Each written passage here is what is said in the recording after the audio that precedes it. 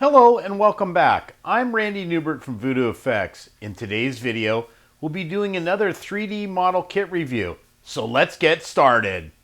Okay guys, so we're here today with another 3D model kit review. This current model is brought to us today by Jeffrey Fink, and he is the designer and creator of this model. This is kind of an odd, unusual model, but again, kind of has turned into a sci-fi staple for most people that are into some odd and unusual models from this era. Again, still my favorite to this day. This film was made in 1986. I'm a big 1980s fan of movies from this era, so I had to kind of do this review for this one. And anyway, all these beautiful parts that were made here today all come from 8K Miniatures. These models will be available at 8K Miniatures for print, and you can also get these from Jeffrey Fink direct, as well as a 3D or a download. I think you can still get them over on his kit page. So anyway, so this is the Chopper Mall or Chomping Mall robot from the movie. And again, I'm going to forward this on to Sprueverse for a build-up of this actual model, so you'll be able to get a really good update on theirs once they get the model and start on the build process. So let me start off. So anyway, great instructions. Again, as usual, I love the way that Jeffrey makes up these instructions. These are very straightforward and very easy to use. And it comes with good illustrations.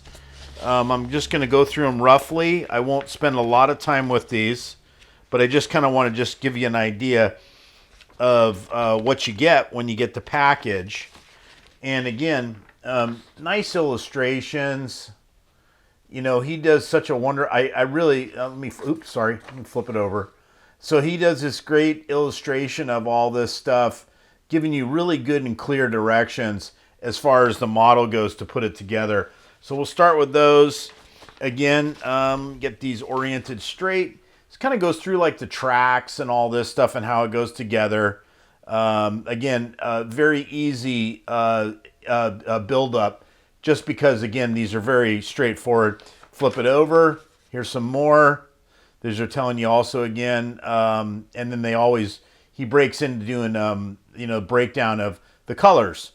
So he kind of gives you not only a great illustration of how the parts go together, but also gives you a great illustration on how the actual pieces kind of go together. And I just repeated myself. Okay. Anyway, great instructions. So again, I'm going to flip it over. There's multiple arms that come with this and all these little parts. So that is that one. And then there's kind of like a final assembly sheet that kind of shows when you get toward the end. And this kind of shows everything. So yeah, so this is the Chopping Mall. Was this movie in 1986. I just saw it recently, which is kind of a unique thing that I actually ran into it on the Sci-Fi Channel and they were playing it. But anyway, this, and I think there's eight main characters that are stuck in the mall, and they're trying to get away from this robot. So anyway, let me break into the robot parts. Oh, I'm sorry. This is just a little checklist that Sean provides as well when he kind of does these reviews. So these are, again, this showing just kind of some of the parts that he checked off on the list to make sure everything's there. So anyway, so this basically consists of this main body part. I kind of popped these little bogey wheels on. They're just loose sitting on there, but you can see kind of the detail. And again, Jeffrey did a great job at like really landing all the parts.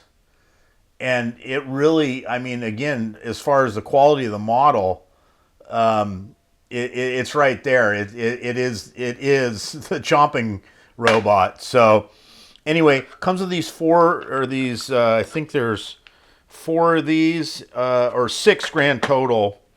And these are like the little bogey wheels, or the little wheels for the track. Very nice, very high quality. 6 of those. Again, Sean from 8K really did a nice job at printing these things out. And then moving on, they have, so that's the main body part. And then this is like the lower main part that supports the model and the head section. The head section actually lays on top of here and goes in that little spot like that. And that's the head section. Excuse me. And, overall, this is like there's a little red lens that goes with this for the top. And, again, this is really, he did a knockout job as far as the, here's let me kind of bring this headpiece up a little closer. And, yeah, it looks just freaking great. So, again, I'm trying to hold these parts together without it falling apart. You really need the clear part in there, the lens, to hold it. But that goes to show you kind of like the quality level. I mean, this is a beautiful model. Again, I've always been really happy to review his model kits because, again, I really like the quality. They're solid. They have good structure. These pieces don't fall apart. And then this kind of is what it looks like on top of the main headpiece. So again, here's this main headpiece. There's a little attachment part for that. Again, it's very well laid out in the instructions. And that's kind of what it looks like. That would be the head spinning around and going around on the unit. But again, very simple fit, very easy, to assemble and glue. I can't wait to see what Phil does with the build-up. I'm sure he'll really do a nice job. Then there's a series of these left and right bogey details. These are the driving tracks or the treads. I somehow or other slip into there. I don't have, again, since I haven't really assembled it, I don't know exactly where everybody fits. But overall, again, look at this. It's just, nice quality, beautiful print. And again, you can kind of get an idea of the detail and nice looking parts. And then again, there's some miscellaneous stuff over here. I don't really know where every one, again, these are like covers probably for some of these plates. I think I saw a cover here. Yeah, there we go. So there's a little cover. And what's nice too is since he's left it all hollow, that little cover just kind of fits in there. It needs a little fine tuning, but that just goes right on there. And then I'm guessing that this one is the top one where it all sits. So this one kind of sits in there. It sits in that spot. And then it rides on top of there or vice versa. Again, I haven't really assembled every single part, so I don't really know exactly where everything goes. Then it also comes, again, with these beautiful detailed tracks. I mean, I love the way that he did these tracks. They're really robust. They're not, they really are, the details all there. Just great looking tracks. I got to give it to him. The tracks are probably one of the hardest things to do in 3D modeling, and Jeffrey nailed it as far as like the design element and everything. I just love the way that he did these. Again, I've done multiple tracks before in the past, and there's nothing easy about laying tracks out in 3D modeling. So anyway, I just wanted to kind of, that's what the tracks look like. Again, Somehow or other, they go into, I'm going to guess, something within this range. And then, there's obviously more details that need to be put in there and some spacers or whatever it is to accentuate and get it to fit. But overall, I mean, that's just killer. Now, let me give you a little side look like that so you kind of get a good little bit better idea. But that's it for the tracks. And again, I'll lay down these. Then it comes with some, again, spacers and little miscellaneous parts. I don't know exactly where these ones live either. But again, the instructions are so well laid out, it won't be a problem to do to fit it up and build it. That's that one. Let's see here. Oh, and then here on this one has, this is all like the arm details. I'm not going to break them all out of the bag, but these are all the little arms that actually sit in these little pockets right here. There's a series of pockets there, and the arms just kind of just sit inside there, and they mount right on these sides. And I think there's 4 of them grand total. And they've got some articulating arm pieces and things that need to go together there. But again, hollow body, fully lightable, again, hollow. So, you drill a couple holes here and there, you can get some wiring in there with no problem. Okay, then I'm moving on to some of these. Let me just show you really quick, if I can break this out of the bag fast enough. These are the lens parts. And Sean has done a wonderful job at printing and tinting these lenses. There's also some smaller miscellaneous parts, but here is the main red lens that's on the the very front of the headpiece. I think I got it over here. And again, I'm not going to go into details of exactly how it fits in here because I don't want to steer anybody in the wrong direction. But it's something, it's something in that neighborhood. And that's the little red light that's lit up in there. It's kind of like the little eyepiece. But anyway, very nice, high quality print job on the lenses. Again, beautiful little clear parts. These are kind of hard to see, but they're totally, they're beautiful. They look great. I could totally backlight these things with no problem. So anyway, that's that. And then there's a little tiny yellow lens. This one sits on top of the head. Let's see if I can grab it. But this one needs to be cut out to fit. And it sits right on the top, and it's lit up.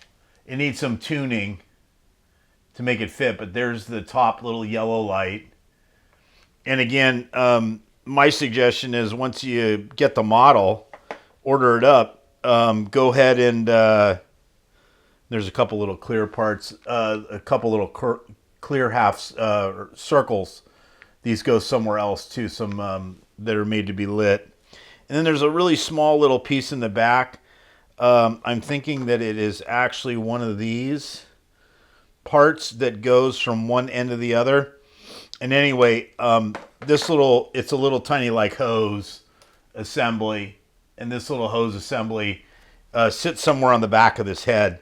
I don't know exactly where it is. It looks like it's almost meant to fit there, and maybe there's another part on top of it, but there you go. So that might show it a little better. You can probably see it in the background of my hand there. And anyway, so that's the basic kit overall. And again, I'm gonna forward this on to at the request of Sean to send this back over to Sprueverse. Phil is gonna do a build-up on his channel, which will be great because in that way that really will show everybody the process. And again, I can tell you now from what I see from the kit. And I've put together a few of Jeffrey's kits before, and they go together totally seamless. I usually have to do very little manipulating of the parts or sanding or filing off parts. So that side of it really works well. So anyway, that is going to do it. And again, I'm just going to show you one more picture. I think I have it right here. So here it is. And I'm going to flip these over. So there it is. This is the chopping mall robot. And again, this is a good scale model. Overall, I don't know exactly what Sean's going to have available for default scale. And I do know, though, that there is a larger scale version that Lou Del Maso is going to be building as well, in this same model, but in just a really, really large scale. Lou always likes to do the big models, so I know that he's doing one of those. So anyway, I think I'm going to wrap this video up. If you haven't subscribed to our YouTube channel, please do so. And again, I want to thank Jeffrey Fink for making this beautiful model kit. I also want to thank 8K Miniatures for all their involvement and giving us these beautiful prints. If you're looking for print service, I definitely would get in contact. I have information and linkage to 8K Miniatures where you can get a hold of Sean if you've got a project that you want printed for his print service. He does a phenomenal job at doing these prints. I really can't stress that enough. You know, again, if you need service for printing, please contact him. Anyway, I think I'm going to wrap this video up. And again, we'll see you on the next video. And thanks for watching.